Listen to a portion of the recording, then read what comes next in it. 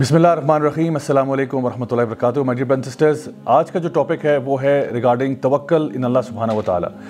اگر ایک دل ایسا ہو جس میں اللہ پر توکل یا بھروسہ نہ ہو، یا پھر اگر آپ یہ سمجھیں گے کہ ایک ایسا دل ہے جو ٹرسٹ نہیں کرتا، تو یہ ایک بیمار دل ہے، اور اس بیمار دل کا علاج کرنا بہت ضروری ہو جاتا ہے۔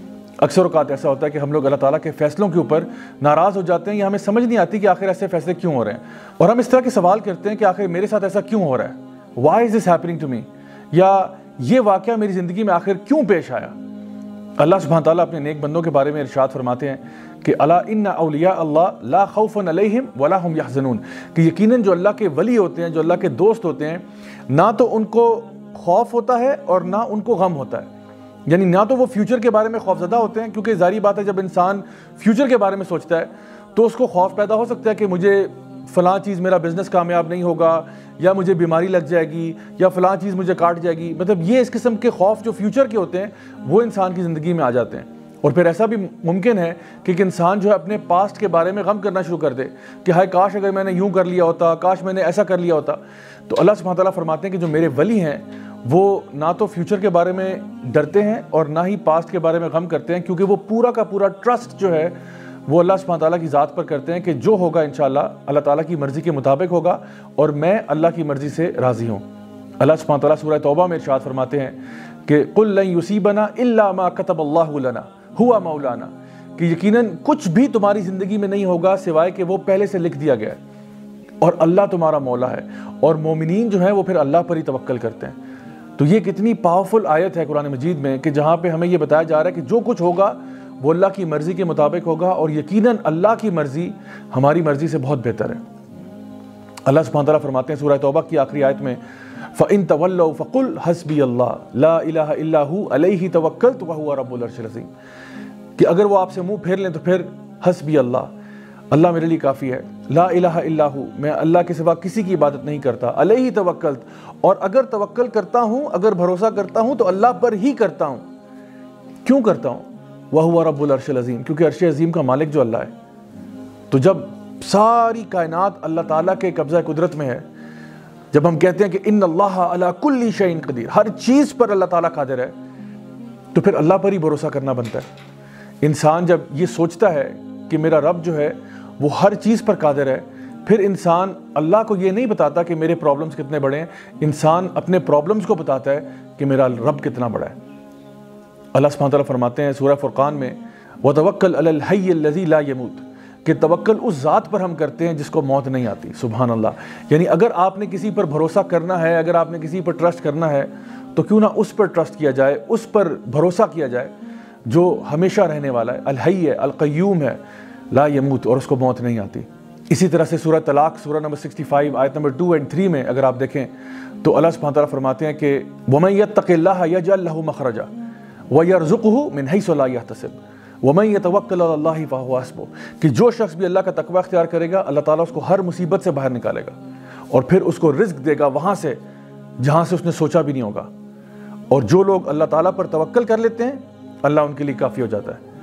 مائی ڈیئر برادرز اینڈ سسٹرز، تھوڑی دیر کے لیے ذرا سوچئے کہ اگر ہم اللہ پر بھروسہ کریں تو اللہ تعالیٰ کہتا ہے میں تمہارے لیے کافی ہو جاتا ہوں۔ تو اگر اللہ ہمارے لیے کافی ہو جائے تو اس کے بعد زندگی میں کوئی ٹینشن رہتی ہے، کوئی پریشانی رہتی ہے؟ سو اس لیے دل کے اطمینان کے لیے، دل کے سکون کے لیے اللہ تعالیٰ پر بھروسہ کرنا سیکھیں۔ اور آپ یقین جانیں کہ اگر پورے اسلام کی روح نکالی جائے، جیسا کہ سورہ زاریات میں اللہ تعالیٰ فرماتے ہیں وَمَا خَلَقْتُ الْجِنَّ وَالْإِنسَ إِلَّا لِيَعْبُدُونَ، کہ میں نے جنوں کو اور انسانوں کو کسی مقصد کے لیے پیدا نہیں کیا سوائے اس کے کہ وہ اللہ کی بندگی کریں۔ تو اللہ کی بندگی کا مطلب یہ بھی ہے کہ اللہ تعالیٰ کو اپنا رب مان کے، رب جان کے اللہ پر بھروسہ کیا جائے۔ زندگی میں جو کچھ ہوگا انشاءاللہ الرحمن اللہ تعالیٰ کی مرضی کے مطابق ہوگا۔ ہم نے اپنی طرف سے کوشش ضرور کرنی ہے، کسی بھی راہ کی طرف ہم جاتے ہیں، کسی بھی پاتھ کو ہم لیتے ہیں، ہم نے اپنی طرف سے کوشش ضرور کرنی ہے۔ جیسا کہ نبی کریم صلی اللہ علیہ وسلم کی حدیث میں ترمذی شریف میں آتا ہے کہ ایک شخص، ایک صحابی تھے جو کہ اپنا اونٹ انہوں نے ایسے آزاد چھوڑا ہوا تھا، تو نبی کریم صلی اللہ علیہ وسلم نے ان سے پوچھا کہ بھئی تمہارا اونٹ ایسے آزاد پھر رہا ہے، آخر کیا وجہ ہے اس کی؟ تو انہوں نے کہا کہ میں اللہ پر توکل کر رہا ہوں۔ تو آپ صلی اللہ علیہ وسلم نے فرمایا کہ نہیں، توکل یہ نہیں ہے، توکل یہ ہے کہ پہلے اپنے اونٹ کو باندھ لو، اس کے بعد اللہ تعالیٰ پر بھروسہ کرنا۔ So my dear brothers and sisters, ہمارے لیے ضروری یہ ہے کہ ہم جب بھی کوئی کام زندگی میں کرنے جاتے ہیں اپنی طرف سے حق حلال کا کام کریں، پوری کوشش کریں، پوری محنت کریں۔ اگر ہو گیا الحمدللہ، اگر نہیں ہوتا تب بھی ثم الحمدللہ، کیونکہ جو کچھ بھی ہوگا اب اللہ کی مرضی کے مطابق ہوگا. اور جب ہمیں یہ بات سمجھ میں آ جائے گی تو پھر ہم لوگ خوش ہو جائیں گے. یعنی انسان اداس کیوں ہوتا ہے؟ انسان اداس اس لیے ہوتا ہے کہ جب اس کی مرضی کے مطابق چیزیں نہیں ہوتی. ہم یہ چاہتے ہیں کہ ہر چیز جو زندگی میں ہوگی وہ ہماری مرضی کے مطابق ہو، لیکن the fact of life is کہ زندگی میں کئی چیزیں ایسی ہوں گی جو آپ کی مرضی کے مطابق نہیں ہوں گی، نہ ہی وہ آپ کے ٹائم ٹیبل کے مطابق ہوں گی.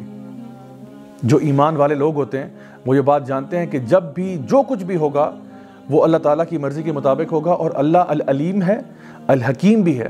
اللہ میرے سے علم میں بھی زیادہ ہے، اللہ تعالیٰ حکمت میں بھی مجھ سے زیادہ ہے، تو اس لیے اللہ کا جو فیصلہ ہوگا وہ میرے فیصلوں سے بہتر ہوگا. ہمیں تصویر کے اندر صرف ایک چھوٹا سا پکسل نظر آ رہا ہوتا ہے اور اللہ سبحانہ تعالیٰ کو پوری پکچر نظر آ رہی ہوتی ہے. تو پھر جب بھی کوئی معاملہ زندگی میں ہو تو پھر اداسی کیسی، غم کیسا. انسان کو اسی بات پر خوش ہو جانا چاہیے کہ جو کچھ بھی میری زندگی میں ہوا ہے وہ میرے رب کی مرضی کے مطابق ہوا ہے اور اللہ مجھے کبھی ضائع نہیں کرے گا. صحابہ کرام رضی اللہ عنہم اجمعین کہا کرتے تھے کہ جب ہم اللہ تعالیٰ سے دعا کرتے ہیں اور ہماری دعا قبول ہو جاتی ہے تو ہمیں بڑی خوشی ہوتی ہے، لیکن جب ہماری دعا قبول نہیں بھی ہوتی تو ہمیں زیادہ خوشی ہوتی ہے کہ پہلے ہماری مرضی تھی لیکن اب اللہ کی مرضی ہے، اور یقیناً اللہ کی مرضی ہماری مرضی سے تو بہت بہتر ہے.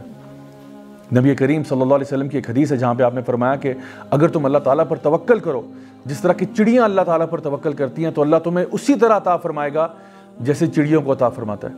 کہ وہ صبح کے ٹائم اپنے گھروں سے نکلتی ہیں، اپنے گھونسلوں سے نکلتی ہیں، اور جب واپس گھر کو آتی ہیں تو ان کے پیٹ بھرے ہوتے ہیں. اب اس میں ایک بڑا امپورٹنٹ بات ہے، وہ یہ ہے کہ یہ نہیں کہا گیا کہ چڑیاں اپنے گھروں میں بیٹھی رہتی ہیں اور آسمان سے منو سلوا نازل ہو جاتا ہے، بلکہ چڑیاں حرکت کرتی ہیں، یعنی حرکت میں برکت ہے. تو آپ نے اپنے اعتبار سے پوری کوشش کرنی ہے، باقی اللہ پہ چھوڑیں. مثال کے طور پہ آپ کا اگر 2 ہفتے کے بعد فائنل ایگزام ہے، آپ اس کی خوب تیاری کریں، خوب محنت کریں اور پھر اللہ تعالیٰ پر توکل کریں. اچھے طریقے سے ایگزام اٹیمپٹ کر کے آئیں، انشاءاللہ الرحمن. اگر اچھے نمبر آ گئے الحمدللہ، اگر نہیں بھی آتے اور کسی وجہ سے آپ فیل ہو جاتے ہیں یا آپ کا داخلہ کہیں پہ نہیں ہو پاتا، تب بھی اللہ تعالیٰ پر پورا بھروسہ کریں کہ انشاءاللہ اس میں سے بھی خیر نکلے گی. کسی کو اگر آپ نے اپنے گھر دعوت کے اوپر بلایا ہوا ہے، اب یہ نہیں کہ آپ نے دعوت پر بلا لیا اور کھانے کے لیے کچھ تیار نہیں کیا کہ جی آپ اللہ تعالیٰ پر توکل کر رہے ہیں کہ شاید آسمان سے کھانا نازل ہوگا. ایسا نہیں ہے. دعوت پر کسی کو بلا رہے ہیں، اپنی طرف سے پورے پریپریشن کریں کھانے کی. ہاں اگر وہ جل جائے یا کوئی اور مسئلہ ہو جائے وہ اور بات ہے، پھر اللہ تعالیٰ پر توکل کریں کہ اس میں بھی کوئی نہ کوئی خیر ضرور نکلے گی. سو آئی ہوپ کہ آج کی اس بات سے آپ کو سمجھ میں آ گیا ہوگا کہ اصل میں اللہ تعالیٰ پر توکل کرنا، اللہ تعالیٰ پر بھروسہ کرنا کتنا ضروری ہے آپ کے اپنے دل کے اطمینان کے لیے. Until next time, this is me, Raja Zawlak, signing off. Wassalamu alaikum wa rahmatullahi wa barakatuh.